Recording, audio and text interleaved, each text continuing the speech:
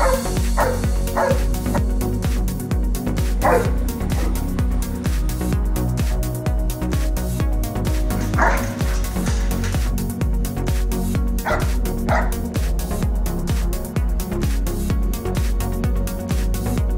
ನಮಸ್ತೆ, ನನ್ನ ಹೆಸರು ಚೈತನ್ಯ ಅಂತ. ನನ್ನ ಊರು ಕಲ್ಕೊಪ್ಪ, ಉಳ್ಳೂರು ಪೋಸ್ಟ್, ಸಾಗರ ತಾಲೂಕು. ನಾನು ಡಾಗ್ ಬ್ರೀಡಿಂಗ್ ಮಾಡ್ತಾ 13 ವರ್ಷ ಆಯಿತು. ನಾನೀಗ ಆಲ್ಮೋಸ್ಟು ಎಲ್ಲ ರೀತಿಯ ಬ್ರೀಡಿಂಗ್ನು ಮಾಡಿದ್ದೀನಿ. ಬಟ್ ಏನು ಅಂತಂದರೆ ಇಲ್ಲಿ ಮಲೆನಾಡಲ್ಲಿ ಯಾವ ರೀತಿ ವ್ಯವಸ್ಥೆ ಬೇಕೋ, ಯಾವ ರೀತಿ ಬ್ರೀಡಿಂಗ್ ಬೇಕೋ ಆ ರೀತಿ ಇದನ್ನು ಮಾಡ್ತಾ ಬಂದಿರೋದು.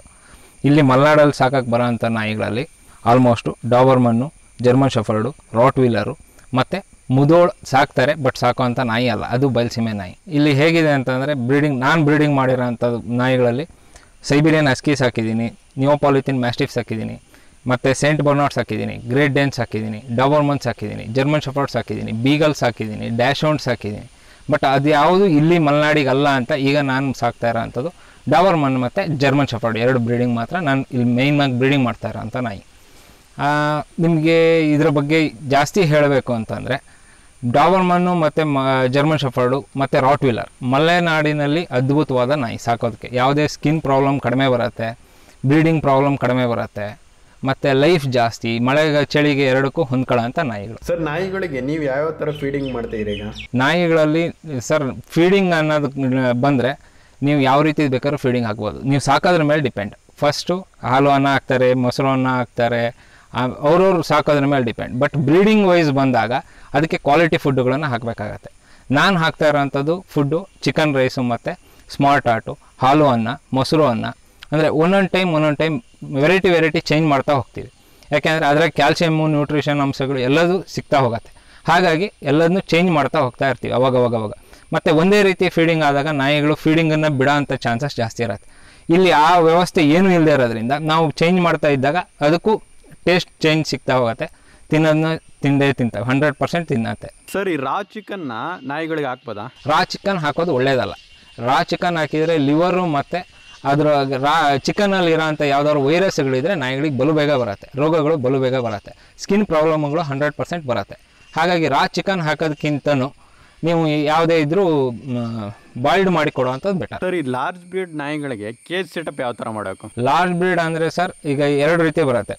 ಮೀಡಿಯಂ ಬ್ರೀಡು, ಲಾರ್ಜ್ ಬ್ರೀಡು ಅಂತ. ಮೀಡಿಯಂ ಬ್ರೀಡಿಗೆ 4x4 ಆದರೆ ಸಾಕಾಗತ್ತೆ. ಲಾರ್ಜ್ ಬ್ರೀಡ್ ಅಂದರೆ ಗ್ರೇಟ್ ಡೇನು, ಸೇಂಟ್ ಬರ್ನಾರ್ಡು, ಆಮೇಲೆ ಕೇನ್ ಕ್ರಾಸು, ಇವಕ್ಕೆಲ್ಲ ಹೆಚ್ಚು ಕಮ್ಮಿ 6x6 kg ಬೇಕಾಗತ್ತೆ. ಹೈಟು 6 ಬೇಕಾಗತ್ತೆ, 6x6 ಒಳಗಡೆನೂ ಬೇಕಾಗತ್ತೆ. ಸರ್, ನಾಯಿಗಳಿಗೆ ಬರೋ ಮೈನ್ ಕಾಯಿಲೆ ಯಾವುದು ಮತ್ತು ವ್ಯಾಕ್ಸಿನೇಷನ್ ಎಲ್ಲ ಯಾವ್ದಾದ್ರು ಮಾಡಿಸ್ಬೇಕು? ಸರ್, ನಾಯಿ ಮರಿಗಳಿಂದ ಹೇಳ್ತಾ ಹೋಗ್ತೀನಿ. ವ್ಯಾಕ್ಸಿನೇಷನ್ ಅಂತ ಆದರೆ ಮರಿಗಳಲ್ಲಿ ನಿಮಗೆ ಸಣ್ಣ ಮರಿ ಇದ್ದಾಗ ಪಾರ್ವ ಅಂತ ಬರುತ್ತೆ. ಆಮೇಲೆ ನೀವು ಕೈ ಕಾಲು ಬೆಂಡಾಗತ್ತೆ ಅಂತಾರೆ, ಕ್ಯಾಲ್ಸಿಯಂ ಡಿಫಿಷಿಯನ್ಸಿ. ಅದು ರೋಗ ಅಲ್ಲ, ಕ್ಯಾಲ್ಸಿಯಂ ಡಿಫಿಷಿಯನ್ಸಿಯಿಂದ ಆಗಂತ ಒಂದು ಕಾಯಿಲೆ ಅಂತ ಅಲ್ಲ, ಅದು ಕ್ಯಾಲ್ಸಿಯಂ ಡಿಫಿಷಿಯನ್ಸಿಯಿಂದ ಆಗತ್ತೆ.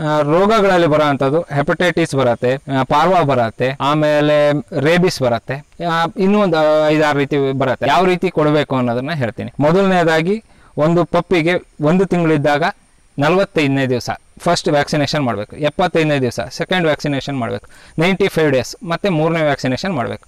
ಆವಾಗ ಮತ್ತು ನೆಕ್ಸ್ಟ್ಲಿ ಇಯರ್ಲಿ 1 ಟೈಮ್ ಮಾಡ್ತಾ ಹೋದರೆ ಆಯಿತು. ಸರ್, ಮರಿಗಳಿಗೆ ಯಾವ ರೀತಿ ಡಿವಾರ್ಮಿಂಗ್ ಮಾಡಬೇಕು? ಡಿವಾರ್ಮಿಂಗ್ ಹೇಗೆ ಬರುತ್ತೆ ಅಂದರೆ ಮರಿಗಳಿದ್ದಾಗ 45ನೇ ದಿವಸಕ್ಕೆ ಫಸ್ಟ್ ವ್ಯಾಕ್ಸಿನೇಷನ್ ಮಾಡಬೇಕು ಅಂತ ಹೇಳಿದ್ನು.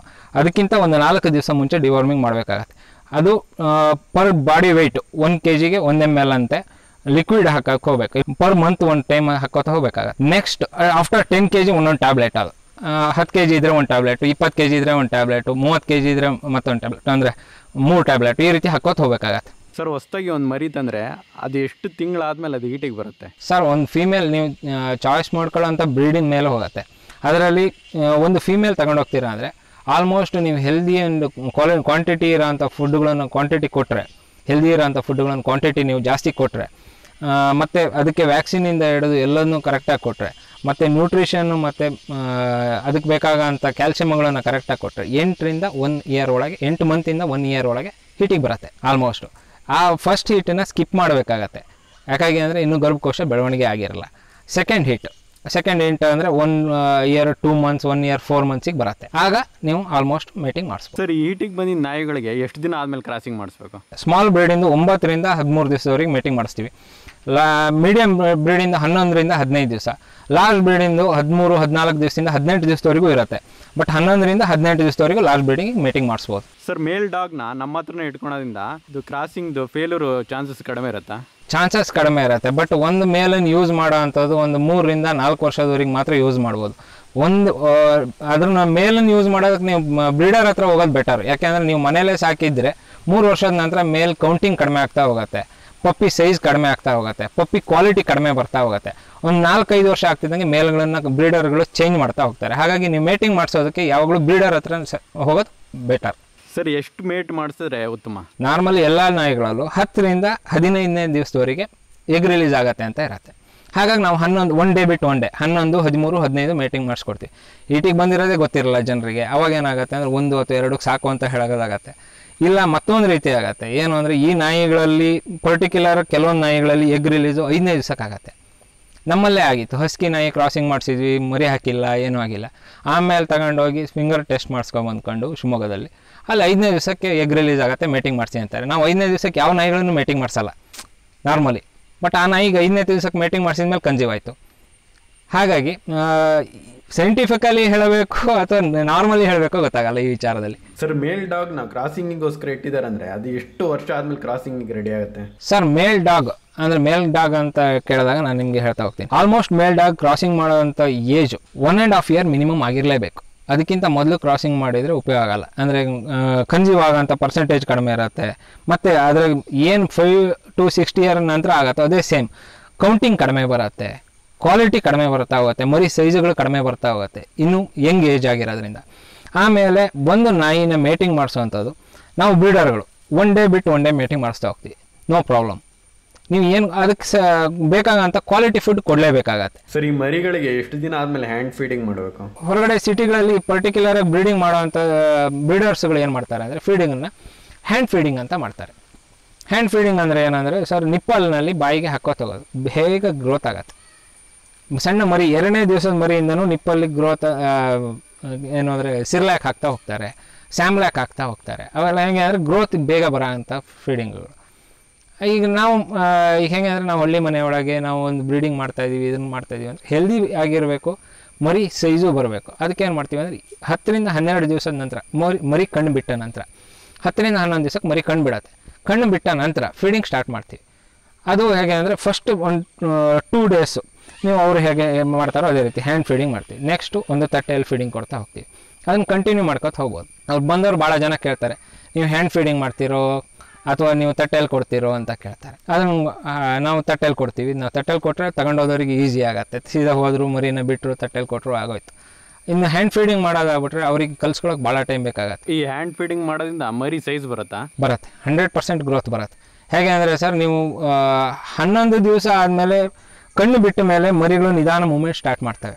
ಅಲ್ಲಿವರೆಗೆ ತಾಯಿ ಹತ್ರ ಮಾತ್ರ ಮೂಮೆಂಟ್ ಇರುತ್ತೆ. ಬಟ್ ಹೊರಗಡೆ ಮೂಮೆಂಟ್ ಮಾಡೋ ಅಂಥದ್ದು ಕಣ್ಣು ಬಿಡಬೇಕು. ಮರಿ ಕಣ್ಣು ಬಿಟ್ಟಾಗ ಹಗುರಕ್ಕೆ ತೆಳ್ಕೋತ ಹೊರಗಡೆ ಬೆಳಕು ಕಂಡಲ್ಲಿ ಹೋಗ್ತಾ ಇರ್ತವೆ.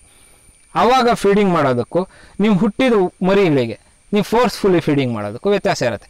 ಫೋರ್ಸ್ಫುಲಿ ಫೀಡಿಂಗ್ ಮಾಡಿದಾಗ ನೀವು ಗ್ರೋತ್ ಬಂದೇ ಹೋಗುತ್ತೆ.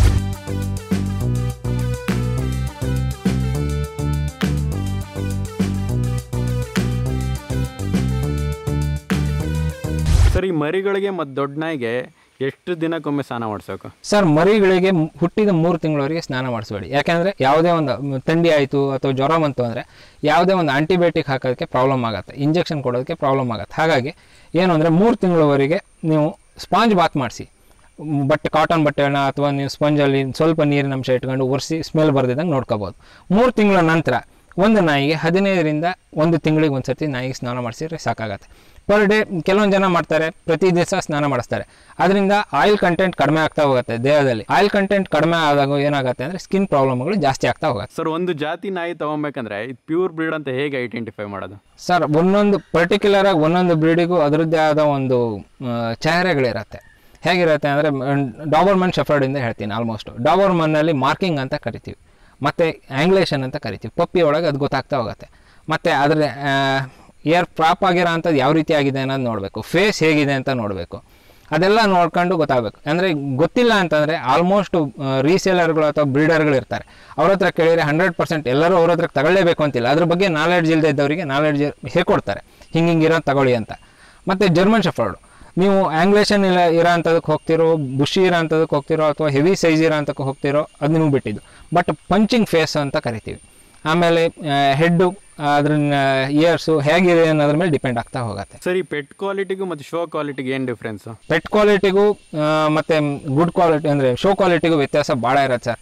ಚೆಸ್ಟು ವ್ಯತ್ಯಾಸ ಬರುತ್ತೆ, ಲಿಗ್ಮೆಂಟ್ ವ್ಯತ್ಯಾಸ ಬರುತ್ತೆ, ಮೂವ್ಮೆಂಟ್ ವ್ಯತ್ಯಾಸ ಬರುತ್ತೆ, ಹೆಡ್ ಸೈಜ್ ವ್ಯತ್ಯಾಸ ಬರುತ್ತೆ, ಅದೆಲ್ಲದೂ ವ್ಯತ್ಯಾಸ ಬರ್ತಾ ಹೋಗುತ್ತೆ ಸರ್. ಸರ್, ಹೊಸದಾಗಿ ನಾಯಿ ಮರಿಗಳನ್ನ ತೊಗೊಬೇಕಾರೆ ಬ್ರೀಡರ್ ಹತ್ರ ತೊಗೊಂಡ್ರೆ ಉತ್ತಮನ ಇಲ್ಲ ಮನೇಲಿ ಹುಟ್ಟಿರುತ್ತಲ್ಲ ಅಂತ ತೊಗೊಂಡ್ರೆ ಉತ್ತಮನ? ಸರ್, ಆ್ಯಕ್ಚುಲಿ ಬ್ರೀಡರ್ ಹತ್ರ ಬೆಟರ್. ಕಾರಣ ಏನು ಅಂತಂದರೆ, ನೀವೊಂದು ಮರಿ ತಗೊಂಡಿರ್ತೀರ, ಅದಕ್ಕೆ ನಿಮಗೆ ಲಾಸ್ಟ್ವರೆಗೆ ಏನೇ ಪ್ರಾಬ್ಲಮ್ ಆದರೂ ಕೂಡ ಬ್ರೀಡರ್ಗಳು ಅದನ್ನು ಸಜೆಸ್ಟ್ ಮಾಡ್ತಾ ಹೋಗ್ತಾರೆ. ಏನು ಡಾಕ್ಟರ್ ಹತ್ರ ಹೋಗಬೇಕು, ಅಥವಾ ಯಾವ ಮೆಡಿಸಿನ್ ಹಾಕ್ಬೋದು, ಅಥವಾ ಹೇಗೆ ಸಾಕ್ಬೋದು, ಯಾವುದೇ ಕಾರಣಕ್ಕೂ ನಿಮ್ಮನ್ನ ಬಿಟ್ಕೊಡಲ್ಲ. ನೀವು ತಗೊಂಡ ತಕ್ಷಣ ಅಲ್ಲಿ ಮುಗ್ದೋಗಲ್ಲ, ಅಲ್ಲಿಂದ ಸ್ಟಾರ್ಟ್ ಆಗ್ತಾ ಹೋಗುತ್ತೆ. ಕಸ್ಟಮರ್ ಮತ್ತು ಬ್ರೀಡರ್ ಸಂಬಂಧ ಅಲ್ಲಿಂದ ಸ್ಟಾರ್ಟ್ ಆಗ್ತಾ ಹೋಗುತ್ತೆ. ಅದೇ ನೀವು ಪರ್ಟಿಕ್ಯುಲರಾಗಿ ಸಿಂಗಲ್ಲಾಗಿ ಸಾಕಿರೋ ಅಂಥ ನಾಯಿ ಅವ್ರ ಹತ್ರ ಹೋಗಿ ನಾಯಿ ಮರಿ ಇದೆ ಚೆನ್ನಾಗಿದೆ ತಗೊಂಬರ್ತೀರಾ ಅಂತ ಇಟ್ಕೊಳ್ಳಿ, ಅವ್ರಿಗಿರೋ ಅಂಥ ನಾಲೆಡ್ಜು ಬೇರೆಯವ್ರನ್ನ ಕೇಳಿ ಹೇಳಬೇಕಾಗ್ತಾ ಹೋಗುತ್ತೆ. ಅಲ್ಲಿಗೆ ನೀವು ಮರಿ ಸಾಕಿ ದೊಡ್ಡ ಆಗೋಷ್ಟೊಳಗೆ ಪ್ರಾಬ್ಲಮ್ಗಳು ಬಂದರೆ ₹500 ಅಥವಾ ₹1000 ಮುಖ ನೋಡಿ ಪ್ರಾಬ್ಲಮ್ಗಳು ಸ್ಟಾರ್ಟ್ ಆಗ್ತಾ ಹೋಗುತ್ತೆ. ಹಾಗಾಗಿ ನೀವು ಏನಿದ್ರು ಮರಿಗಳನ್ನು ಬ್ರೀಡರ್ ಹತ್ರ, ಅವರು ಇವರು ಅಂತಲ್ಲ, ಪಕ್ಕಾ ಗೊತ್ತಿರೋ ಅಂಥ ಬ್ರೀಡರ್ಗಳ ಹತ್ರ ತಗೊಳ್ಳಿ. ಮತ್ತು ಕ್ವಾಲಿಟಿ ಏನಾದ್ರು ಕೊಡಲಿಲ್ಲ ಅಂದರೆ ನೀವು ಡೈರೆಕ್ಟ್ ಪಾರ್ಟಿ ಮನೆ ಹೋಗ್ಕೊಂಡು ಅವ್ರ ಹತ್ರ ಕೇಳೋಕ್ಕಾಗಲ್ಲ. ಬ್ರೀಡರ್ ಹತ್ರ ಆದರೆ ಕೇಳ್ಬೋದು, ನೀವು ಕ್ವಾಲಿಟಿ ಕೊಟ್ಟಿಲ್ಲ, ಸರಿ ಇಲ್ಲ ಈ ಮರಿ ಅಂತ ಕೇಳ್ಬೋದು. ಹಾಗಾಗಿ ನೀವೊಂದು ಮರಿ ತಗೊಂಬಂದು ಸಾಕ್ತೀರಾ ಅಂತಂದರೆ ಆಲ್ಮೋಸ್ಟ್ ಬ್ರೀಡರ್ಗಳನ್ನು ಫಸ್ಟ್ ಸಜೆಸ್ಟ್ ನಾನು ಮಾಡ್ತೀನಿ ಸರ್. ಸರ್, ನಾಯಿಗಳು ಮೈ ಮೇಲೆ ಚಿಕ್ಟಾಗಿರುತ್ತಲ್ಲ, ಇದಕ್ಕೆ ಯಾವ ರೀತಿ ಮೆಡಿಸಿನ್ ಮಾಡಬೇಕು? ನೆಗೋಸೆಂಟ್ ಅಂತ ಒಂದು ಪೌಡ್ರ್ ಬರುತ್ತೆ, ಗಾಯ ಆಗಿ ಅದ ಹುಳ ಆಗಿ ಅಂತ ಹಾಕೋವಂಥದ್ದು. ಅದಲ್ಲದೆ ಇದ್ದರೆ ಬೋಲ್ಫೋ ಪೌಡ್ರು ಅಂತ ಬರುತ್ತೆ, ಅಥವಾ ಇಂಜೆಕ್ಷನ್ಗಳು ಬರುತ್ತೆ. ಡಾಕ್ಟ್ರ್ ಹತ್ರ ಹೋದರೆ ಇಂಜೆಕ್ಷನ್ಗಳನ್ನು ಕೊಡ್ತಾರೆ. ಇಲ್ಲ ಅಂತಂದರೆ ಅದಕ್ಕೆ ನಿಮಗೆ ಪರ್ಟಿಕ್ಯುಲರಾಗಿ ಶಾಂಪೂಗಳು ಬರ್ತದೆ, ಸುಮಾರು ಕಂಪ್ನಿ ಶಾಂಪೂಗಳಿದೆ, ಆ ಶಾಂಪೂಗಳನ್ನು ಹಾಕ್ಬೋದು. ಹಾಕಿದಾಗ ಟಿಕ್ಸ್ಗಳು ಹೋಗುತ್ತೆ. ಸರ್, ಈ ಬ್ರೀಡರು ಹೊಸದಾಗಿ ನಾಯಿಗಳು ತರಬೇಕಾರೆ ಮರಿ ತಂದರೆ ಉತ್ತಮನ, ಸೆಮಿ ಅಡಲ್ಟ್ ತಂದರೆ ಉತ್ತಮನ, ಇಲ್ಲ ಅಡಲ್ಟ್ ತಂದರೆ ಉತ್ತಮನ? ಸರ್, ನೀವು ಬ್ರೀಡರ್ ಅಂತ ಮೆನ್ಷನ್ ಮಾಡಿರೋದ್ರಿಂದ ಹೇಳ್ತೀನಿ. ಬ್ರೀಡರ್ ಹಾಗೆ ನೀವು ಮುಂಚಿನೂ ಬ್ರೀಡರಲ್ಲಿ ಬ್ರೀಡಿಂಗ್ ಮಾಡ್ತಾ ಇದ್ದೀರಾ, ಒಂದು 3-4 ವರ್ಷದಿಂದ ಬ್ರೀಡಿಂಗ್ ಮಾಡ್ತಾ ಇದ್ದೀರಾ ಅಂತಂದರೆ ಸೆಮಿ ಅಡಲ್ಟ್ ಅಥವಾ ಅಡಲ್ಟಿಗೆ ಹೋಗಿ ಬೆಟರ್. ಯಾಕೆಂದರೆ ನೀವು ಹಾಕಿರೋ ಕಾಸಿಗೆ ತಕ್ಷಣ ರಿಟರ್ನ್ಸ್ ಬರುತ್ತೆ. ಅದೇ ನೀವು ಒಂದು ಪರ್ಟಿಕ್ಯುಲರಾಗಿ ಹೊಸದಾಗಿ ನಾಯಿ ಸಾಕ್ತೀನಿ ನಾನು, ಅದನ್ನು ಹೇಗೆ ಅಂತ ಗೊತ್ತಿಲ್ಲ ಅಂತ ಅನ್ನೋರು ಮರಿಗೆ ಹೋಗಿ ಮರಿಯಿಂದ ಸಾಕಿದರೆ ಬೆಟರ್. ಯಾಕೆಂದರೆ ನಾಯಿ ಚಹರೆ ಬಗ್ಗೆ ನಿಮಗೆ ಅದು ಕ್ಲಿಯರಾಗಿ ಗೊತ್ತಿರ್ತಾ ಹೋಗಿರತ್ತೆ. ಸರಿ, ಪಾರ್ವ ಡಿಸೀಸ್ ಬಂದರೆ ನಾಯಿನ ಬದುಕಿಸ್ಕೊಬೋದಾ?